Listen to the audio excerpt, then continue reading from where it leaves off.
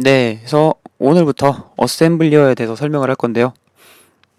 어셈블리어를 보시기 전에 이제 C 언어에 대해서 어느 정도 지식이 있다고 가정을 하고 설명을 할 겁니다. 이제 어느 정도 기준을 잡자면 한 포인터까지 정도는 그 정도까지에 대해서는 좀 어느 정도 이해를 하고 있다. 완벽하긴 아니어도 이해를 하고 있다고 가정을 하고 어셈블리어를 설명할 거고요. 어셈블리어를 듣다 보면은 또 C 언어 쪽에도 이해가 안 되던 게 되고 그럴 겁니다.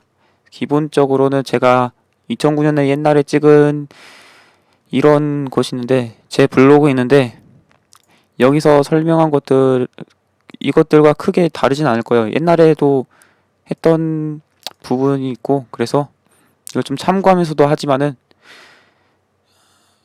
어쨌든 네 참고하면서도 하지만은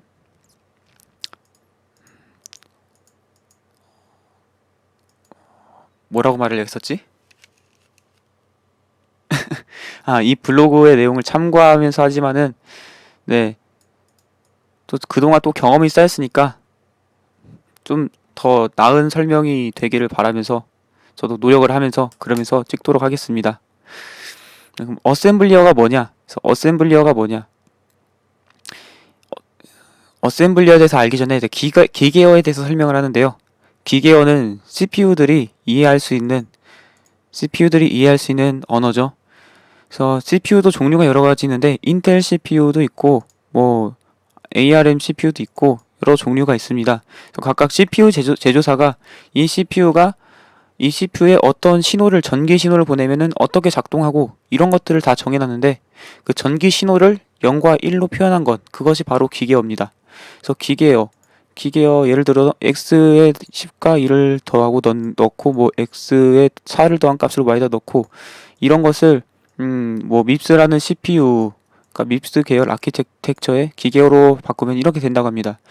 그래서 이런 신호가 있는 거죠. 그래서 CPU에다가 0은 전기 신호에 전압이 낮은 거고 1은 높은 거고 이런 식으로 계속 순서대로 주면은 이런 해당 환경에서 이런 작업을 CPU가 해준다 라고 보는 거죠.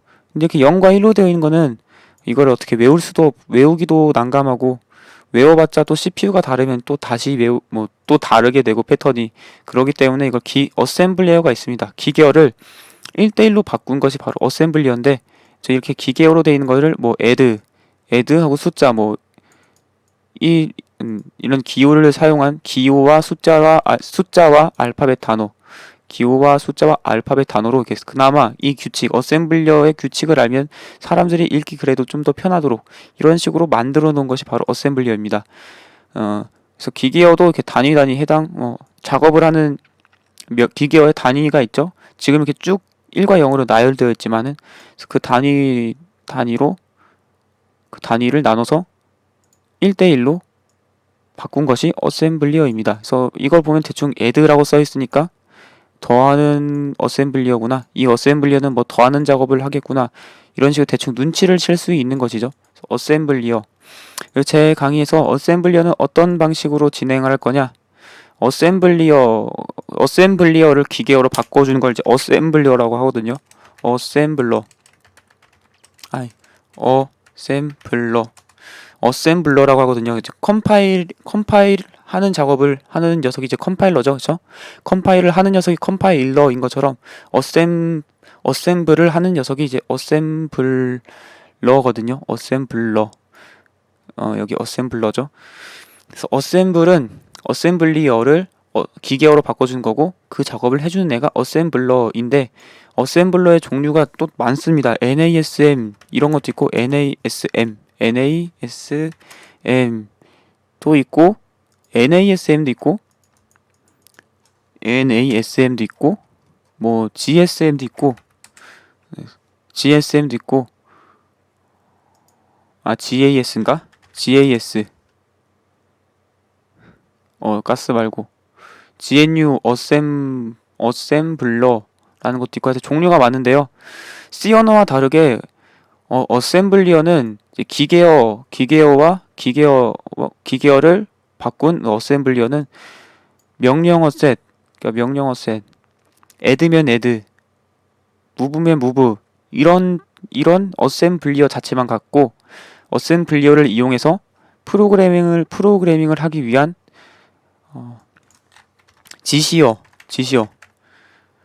지시어는 각각 달라요. 어셈블러에 따라서.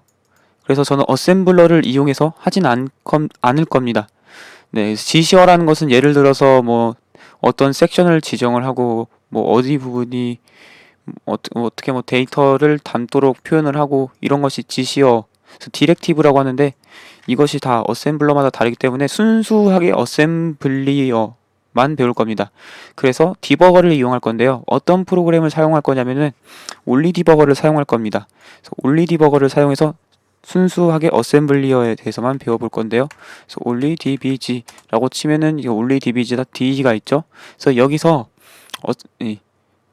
여기서 디버깅 툴을 받을 겁니다. 그래서 디버깅이란 무엇이냐? 프로그램에 버그가 있으면 그것을 열어봐서 버그를 잡아주는 프로그램인데, 이제 인텔 CPU에서 만든 그것도 이제 윈도우용 프로그램을 여는 디버깅을 해주는 프로그램입니다. 이것을 받을 겁니다. 그래서 이것에 보면은 버전 2.0.1 있죠? 메인 페이지에. 여기서 only dbg 하면은 다운로드가 되죠. 그래서 이것을 이용할 겁니다. 그래서 압축을 풀면 나오는 only dbg라는 프로그램을 바로 사용할 거예요. 네. 그래서 압축 파일 있죠? 그래서 압축 푸는 프로그램은 뭐 알집 쓰든 빵집 쓰든 개별적으로 다를 텐데 압축을 풀면 폴더가 있고 그래서 only dbg.exe 이것을 사용할 겁니다. 항상 관리자 권한으로 실행을 해줘야 돼요. 근데 항상 관리자 권한을 누르는 것이 또 귀찮으니까 속성에서 호환성을 보면은 관리자 권한으로 이 프로그램 실행 이걸 해놓으면 이제 다음부터 관리자 권한으로 이 프로그램 실행하면 다음부터 클릭할 때마다 자동으로 관리자 권한을 요구를 하죠. 그래서 이렇게 생긴 프로그램입니다. 이것을 사용할 거고요. 이것을 사용할 거고 다음 시간부터 어셈블리어에 대해서 해볼 겁니다.